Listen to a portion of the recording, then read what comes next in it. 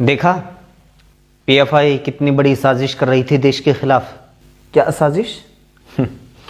देश को मुस्लिम राष्ट्र बनाना चाहती थी। पीएफआई मुस्लिम राष्ट्र बनाना चाहती है, तुम लोग हिंदू राष्ट्र बनाना चाहते हो। साजिश तो तुम दोनों देश के साथ कर रहे हो।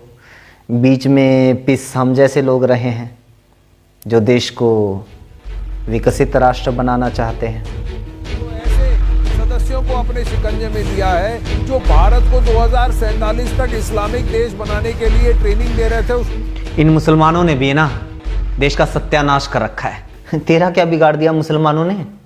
तुझे क्या परेशानी है? मुझे क्या, सारे देश को परेशानी है। असल में तो मुसलमान का मतलब ही परेशानी है। ऐसा क्या कर दिया मुसलमानों ने? ये रोज़ इतनी वारदातें हो रही हैं, ये सब इतना टीवी में दिखाया जाता है, ये सब तुझे दिखाई नहीं देता क्या? वारदातें तो क्या ये सारी वारदातें मुसलमान करते हैं? भाई साहब, एनसीआरबी के आंकड़े बताते हैं कि हमारे देश में हर साल 60 लाख से ज़्यादा वारदात होती हैं। मतलब रोज़ 16,000 से ज़्यादा वारदात होती हैं। 80 लोगों की तो रोज़ जान ले ली जाती है। अब बता, ये सारी वारदात मुसलमान करते हैं?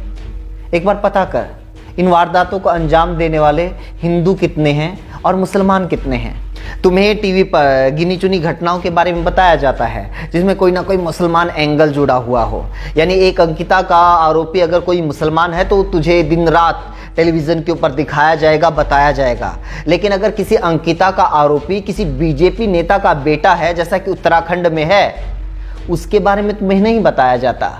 सरकारी आंकड़े बताते हैं कि आज की तारीख में हमारे देश में लगभग 5 लाख कैदी जेलों में बंद हैं। उसमें से 3.25 लाख हिंदू हैं। 85,000 के आसपास लगभग 18% मुसलमान हैं। फिर बाकी धर्मों के लोग हैं। अगर सारी वारदातों को मुसलमान ही अंजाम देते हैं तो ये सारे कैदी मुसलमान होने चाहिए थे। असल में दिक्कत तेरी नहीं है, असली समस्या ये टीवी, ये मोबाइल है जिसके ज़रिए तुझे मैनिपुलेट किया जा रहा है। टीवी देखते ही तुझे अचानक से लगने लग जाता है कि सारी परेशानी ही मुसलमानों की वजह से है।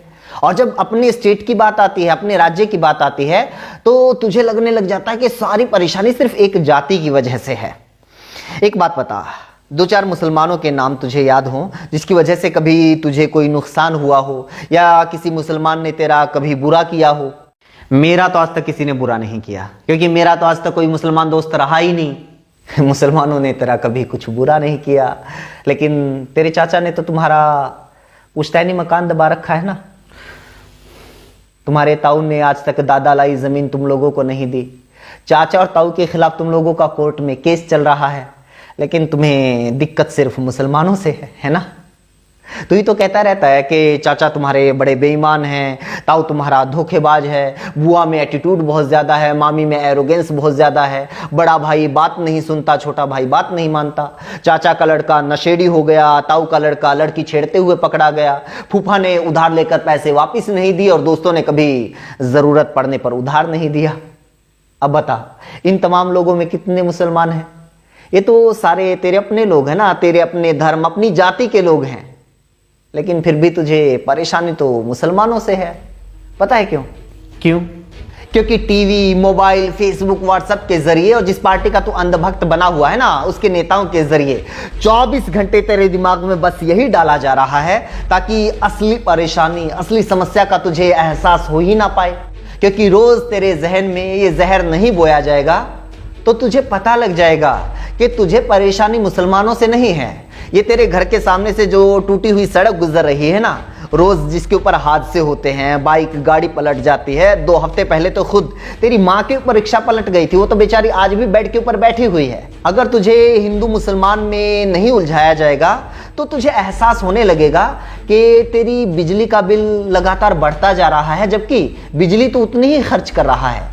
बच्चों के स्कूल की फीस, कोचिंग का खर्च, किताबों के रेट, रसोई का budget, gas cylinder, petrol diesel, चाय, आटा, दाल, नमक, मिर्च, मसाला सब महंगा होता जा रहा है। यहाँ तक कि अपनी ही बैंक के एटीएम से अपने ही पैसे निकलवाने के लिए तुझे पैसे देने पड़ रहे हैं ताकि मेहुल चोकसी, नीरव मोदी और विजय माल्या के घोटालों से हुए बैंकों के नुकसान की भरपाई तुझसे की जा सके। लेकिन तुझे तो इस बात का एहसास होने ही नहीं दिया जा रहा, और तुझे होगा भी नहीं, क्योंकि तू तो बहुत अमीर है। परेशानी तो तुझे सिर्फ मुसलमानों से है। मेरे भाई, कम से कम तुझे तो ये बात अच्छे से समझ में आनी चाहिए थी, क्योंकि तू तो हरियाणा से है, ओबीसी कैटेगरी से आता है। खट्टर सरकार ने तुम लोगों का आरक्षण खत्म कर दिया, तुम लोगों के बच्चों के वजीफे खत्म कर दिए। जिन स्कूलों में तुम्हारे बच्चे पढ़ने के लिए जाते हैं उन स्कूलों को बंद किया जा रहा है। कॉलेज से साइंस और कॉमर्स की स्ट्रीम खत्म की जा रही है। एमबीबीएस की फीस को 20 गुना बढ़ा दिया गया है। कैसे पढ़ेंगे तुम लोगों के बच्चे? नौकरियों को पंसारी की दुकान पर सामान की तरह बेचा जा रहा है। पूरे देश में सबसे ज्यादा बेरोजगारी है तुम्हारे स्टेट में। घोटालों पर घोटाले सामने आ रहे हैं। हरियाणा में क्राइम इतना बढ़ गया है कि गांव-गांव में गैंग बन रहे हैं, घर-घर में नशे के अड्डे बन रहे हैं। लेकिन तुम्हें समस्या खट्टर सरकार से थोड़े है। तुम्हें तो ये बताया जाता है कि समस्या तो सारी मुसलमानों की वजह से है और हरियाणा में एक जाति की वजह से है, जाटों की वजह से है। कहीं मुसलमानों से नफरत, कहीं जाटों से नफरत, कहीं यादवों से, कहीं सिखों से।